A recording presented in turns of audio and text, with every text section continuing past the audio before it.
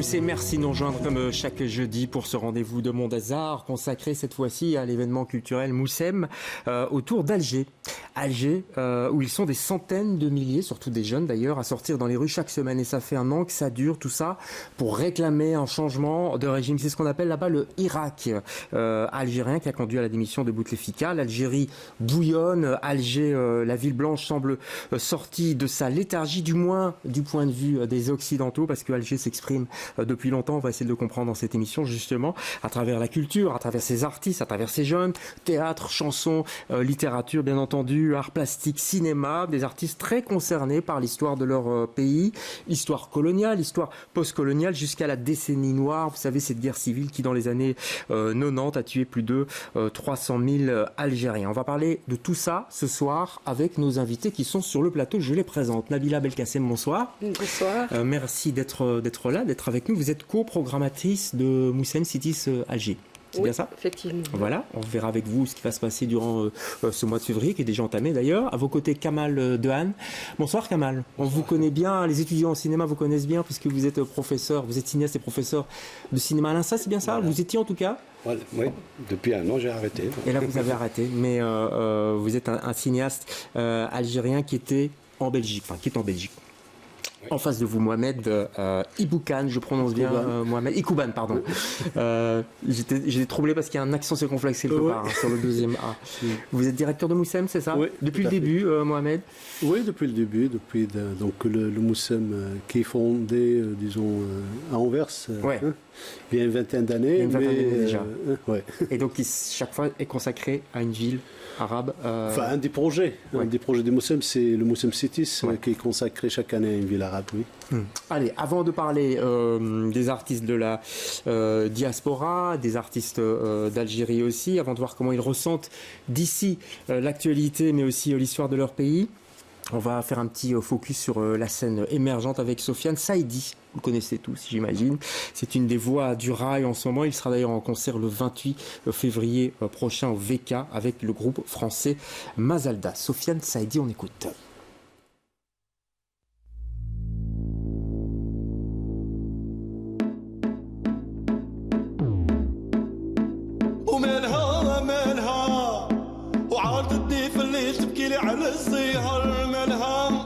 نكوي قلبي وحدي وانا لم نشكي وموالفة صبرا قالوا عليه مريولا من خفتها حزامي عديان نكوي قلبي وحدي وانا لم نشكي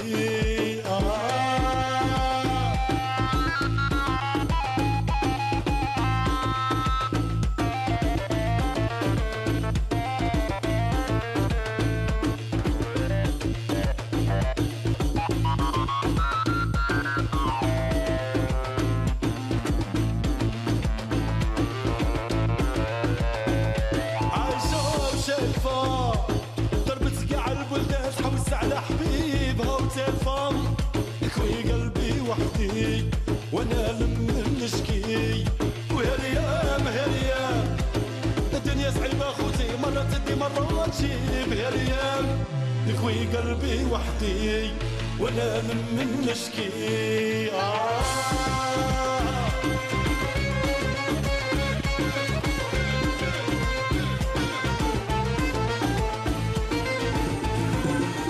Voilà, Sofiane Saïdi, bientôt en concert effectivement à Bruxelles au VK. Alors ça c'est, Nabila, c'est le genre de musique que les jeunes écoutent à Alger.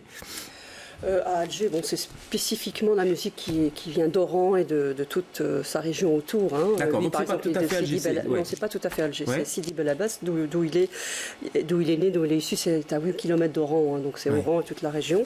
En revanche, les jeunes d'Alger, bien sûr, ils écoutent beaucoup le rail. Et je pense qu'il y a même pas mal d'influences du Chabi d'Alger, du rail d'Oran, etc. Donc il y a parfois des choses qui... Donc le Chabi, pour que les gens comprennent, c'est quoi exactement ? C'est la musique populaire d'Alger. Qui est né dans les années 30, mais qui a été façonné par un maître du Chabi qui est maintenant décédé à 41 ans, qui a qui a fondé le premier orchestre qu'on a vraiment appelé Chabi, parce qu'avant ça c'était plus en alou. En tout cas, il n'y avait pas encore cette reconnaissance du vocable populaire. Comment ça se fait que c'est encore écouté aujourd'hui par les jeunes? C'est-à-dire que nous, les chansons populaires des années 30, on ne les écoute plus. Hein, c'est vrai. Non, c'est vrai. Tout simplement parce que c'est l'âme de cette ville. C'est vraiment quelque chose qui est tout le temps dans tous les événements, dans la Casbah d'Alger, dans les mariages, les circoncisions. Et il y a une transmission des jeunes, et il y a aussi le conservatoire d'Alger, où il y a une transmission. Via le conservatoire, vous voulez dire? Conservatoire. Ça fonctionne bien par là.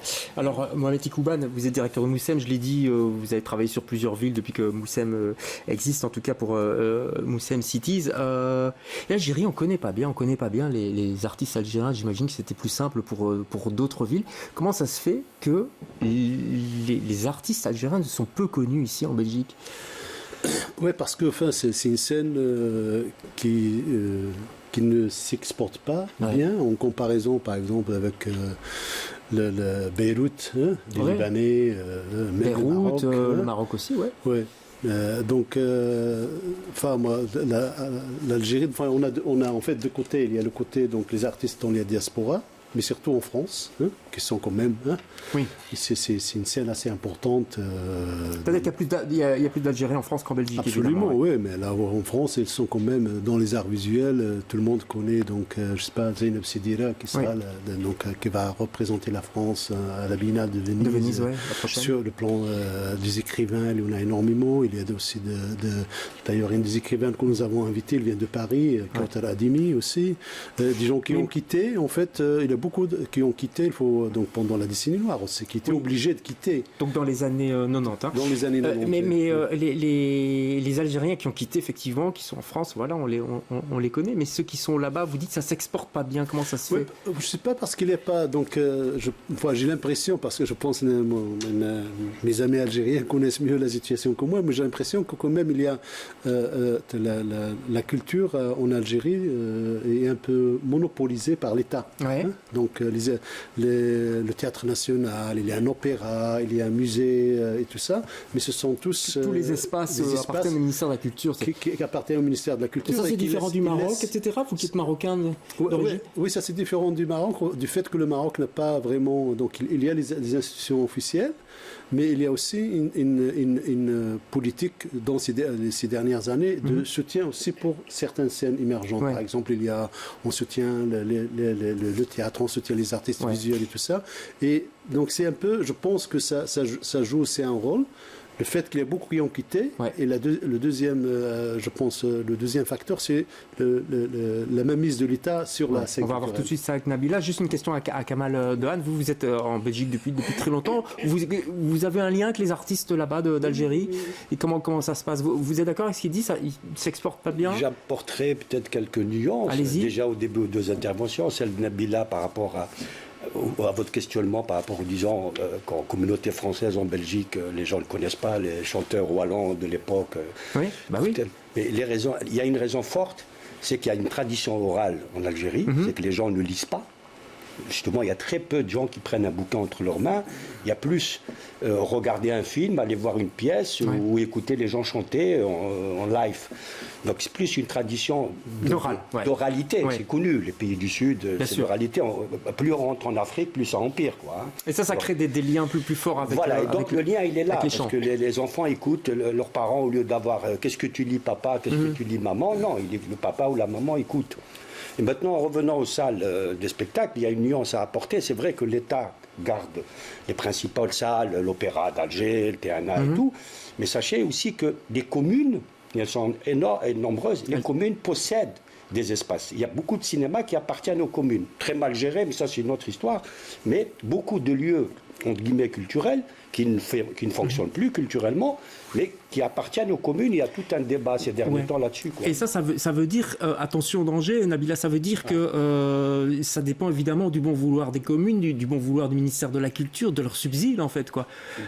Bien entendu. Ouais. Bien entendu. Donc, quand on ne veut pas d'un artiste, voilà. Ouais, donc il n'y a pas de censure officielle comme on peut l'entendre. C'est pas une censure. On ne dit pas tiens toi tu parles de telle problématique, on veut pas t'entendre. Et ça fonctionne comment alors? On ferme les robinets. C'est plus insidieux que ça? C'est difficile à expliquer comme ça parce que c'est une question de l'art sur lequel on peut parler longtemps.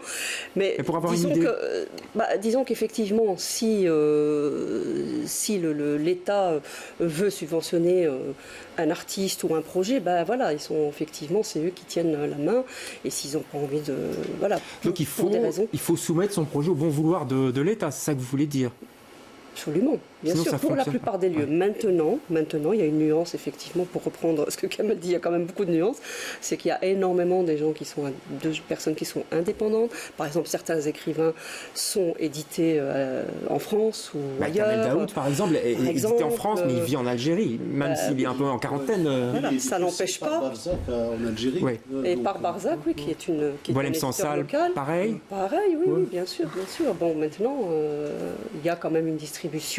Il y a une organisation, il y a aussi des lieux privés qui sont en train d'émerger par des collectifs d'artistes qui sont en train de s'organiser. Donc ça ne veut pas dire que...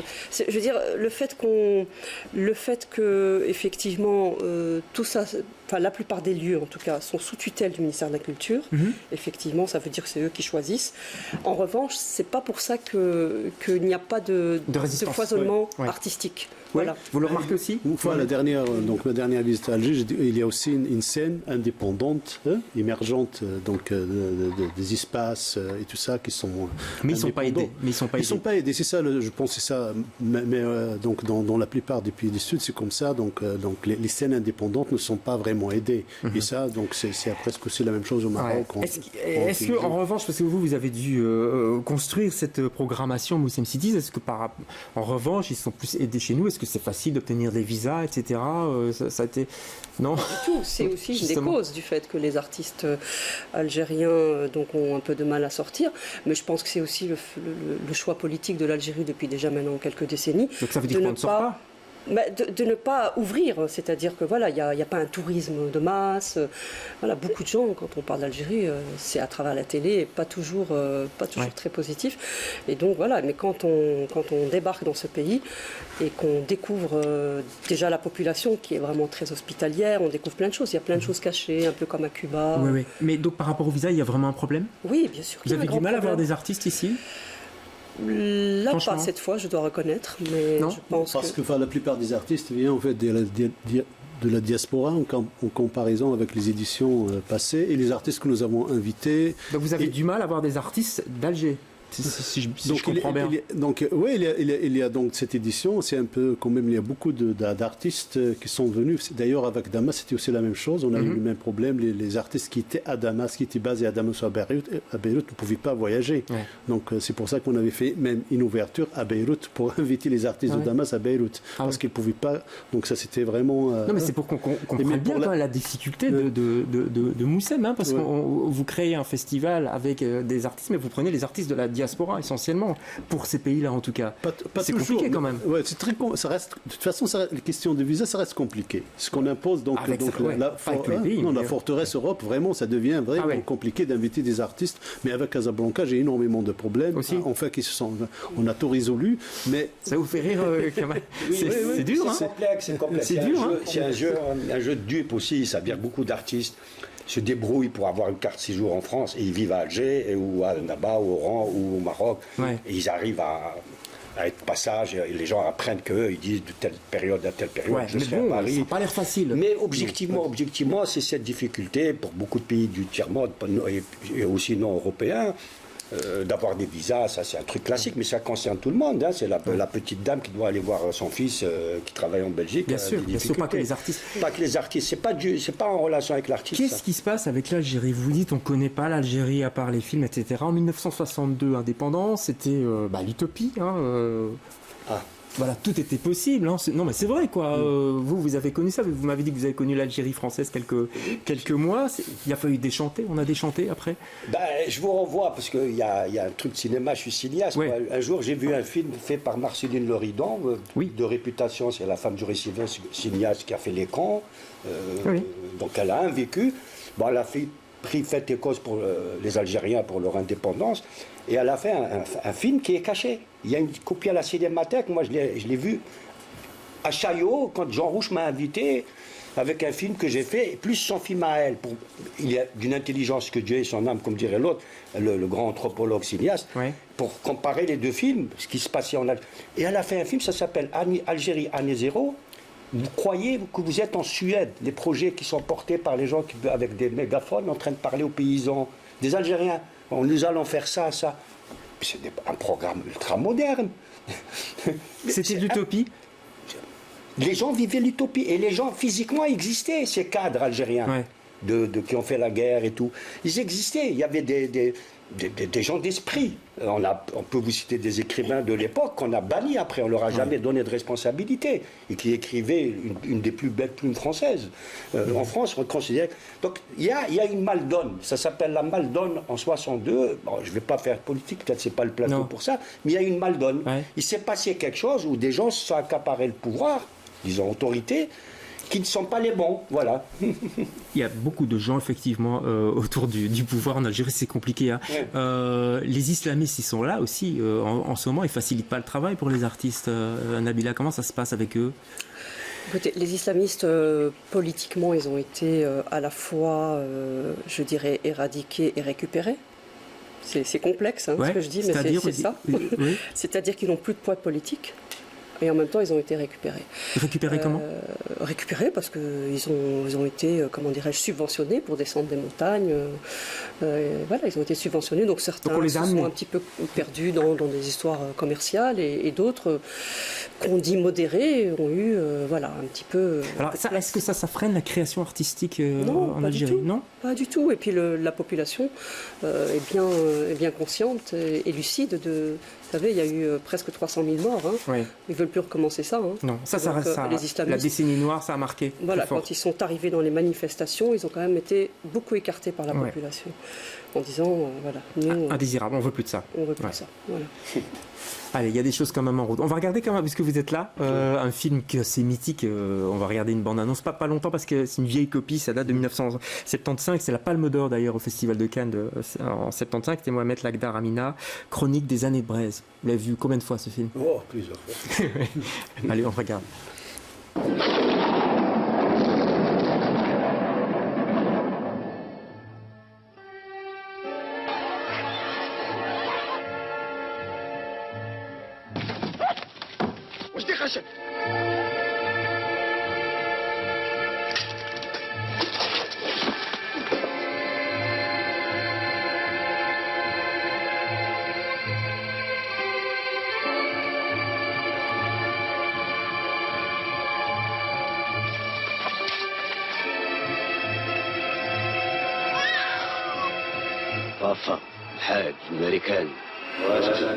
Voilà, ça c'est un film mythique de l'histoire du cinéma algérien.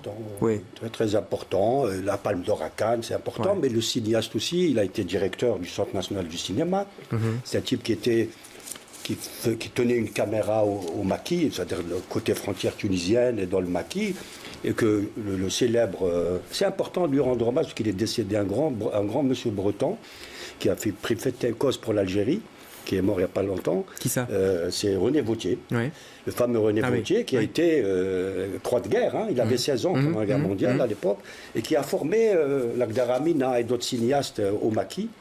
Et je peux vite vous prendre 30 secondes, parce que ce qui m'a ému un jour, j'étais dans un restaurant près de la Cinémathèque, il dit « Je suis l'homme le plus heureux, j'étais dans le bus, parce que le bus... » Et il y a un garçon qui dit « Ah, les Français reviennent en Algérie, maintenant que ça s'est calmé, justement, la décennie noire. » Et il y a une femme avec habillée à la tradition, elle dit « Tais-toi, c'est grâce à lui que tu vois les archives de la guerre d'Algérie. » Ah oui.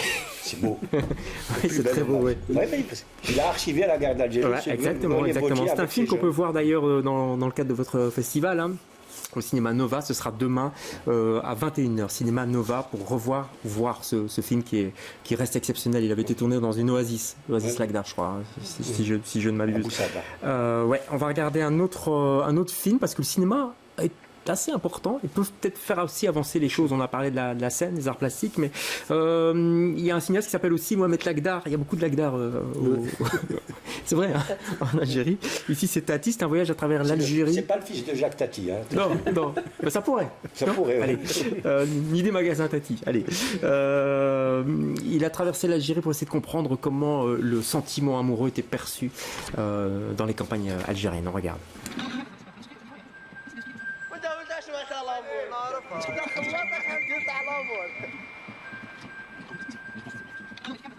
والدي ما قبلوش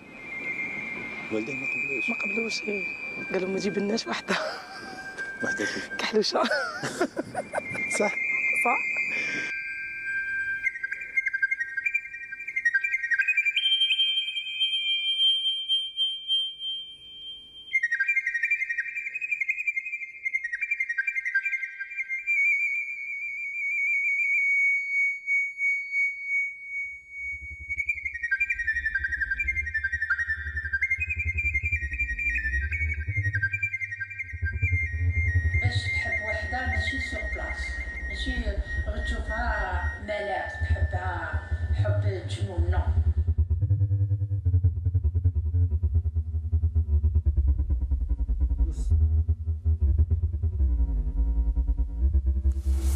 Voilà, très beau documentaire.